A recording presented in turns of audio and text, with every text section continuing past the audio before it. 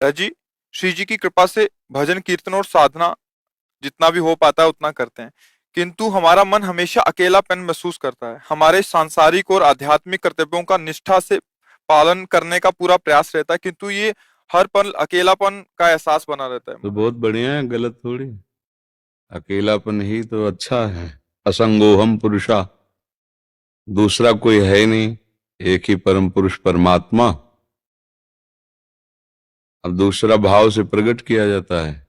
यहाँ सब अभाव है जगत में, यहाँ भाव टिकाना, धोखे में फंस जाना है। तो ये भजन का फल है कि आपका मन अकेलापन अनुभव करता है। अच्छा है, इससे और बढ़े। गिरा अरथ जल बीच सम, कहियत भिन्न न भिन्न, बंदो सीता राम पद जिनय परम प्रिय खिन्न। खिन्न माने कुछ अच्छा नहीं लगता, कोई अपना नहीं है। और यही वैराग्य की तरफ गति होती है। और जब वैराग्यवान भजन करता है तब अनुराग प्रकट होता है। अभी तो भजन राग का नाश करेगा, अभी तो भय भी पैदा करेगा मन। अभी आपको भयभीत कर देगा कि भगवान के मार्ग में नहीं चलना चाहिए, ऐसा भयभीत कर देगा। तो सत्संग के द्वारा इस भय का नाश होता रहता है। अगर साधु संग मिल गया तो इस भय विषाद से ऊपर उठ जाओगे। जहां राग नष्ट हुआ और अनुराग प्रकट हुआ, फिर अकेलापन खत्म हो जाएगा, क्योंकि अब फिर आराध्य देव की परिकर में उसका अपनापन होने लगता है। फिर तो दिव्य चिदानंद भाव में फिर ये शिकायत खत्म हो जाएगी। फिर तो छिन छिन बिहरत संग, छिन छिन निरखत प्रेम भरी। अपने लाडले अत्यंत प्यारे आराध्य देव के साथ प्रतिपल रहता है भाव से, उन्हीं में आनंद में डूबा रहता है। उसको थोड़ी रहता मैं अकेला हूं।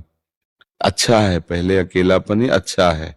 अकेलापन कहीं विषय में ना फंसा दे, बस ये ध्यान रखना।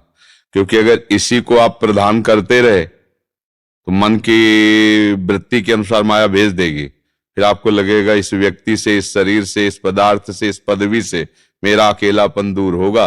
फिर तो भ्रष्ट हो जाओगे, फिर गिर जाओगे परमार्थ से। अकेलापन सुरक्षित रहना चाहिए। एकश्चरति चित्त मनंते इसे, अकेला अपना भाव अनुभव करे और चित्त को प्रभु में लगा दे तो परमार्थ का स्वरूप आ जाएगा। अगर ये अकेला किसी व्यक्ति और विषय के अभाव में है तो उसकी पूर्ति होते ही तुम भ्रष्ट हो जाओगे। मतलब भ्रष्ट का मतलब अपने लक्ष्य से गिर जाओगे। तो ये सुरक्षित अकेलापन बचाओ। और ये अकेलापन केवल प्रभु से ही दूर होना चाहिए, किसी शरीरधारी से, किसी विषय से, किसी भोग से नहीं। अगर इसको संभाल पाए तो यही अनुराग की तरफ बढ़ जाएगा, और अगर नहीं संभाल पाए तो यही फिर राग में गिर जाएगा। क्योंकि जहां अकेलापन का कोई भी उपाय मिला दूर करने का, फिर मन टूट पड़ेगा। इसलिए बहुत सावधान रहना। महाराज जी, भक्ति के मार्ग में त्रिविध ताप सहते हुए साधना करते हमारा धैर्य कम हो जाता है और हम विषयों वैसे के अधीन त्रिविध होकर। ताप जो है वो भक्ति के उपासक के हृदय में कैसे आ सकते हैं,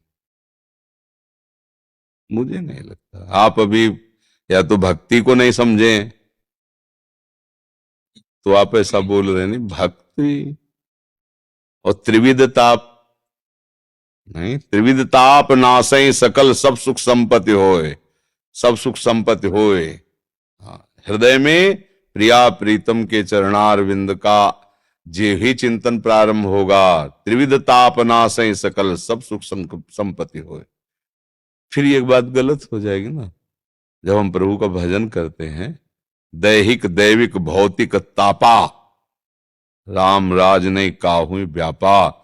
यदि हृदय में काम राज्य है तो तीनों का प्रभाव पड़ेगा। यदि राम राज्य है हृदय में तो कैसे प्रभाव पड़ेगा। और राम राज्य ही भक्ति है। जो शब में रमा हुआ है उसी को कृष्ण बोलो, उसी को हरि बोलो, राम बोलो, उन्हीं के तो नाम है प्रभु के। जब उनका हृदय में भाव है तो तीनों ताप किसको दुखित कर रहे हैं, फिर भक्ति कौन कर रहा है, तीनों ताप किसे तापित कर रहे हैं। ये फिर बड़ा इसमें भेद पैदा हो जाएगा। अभी क्या हम लोग भक्ति में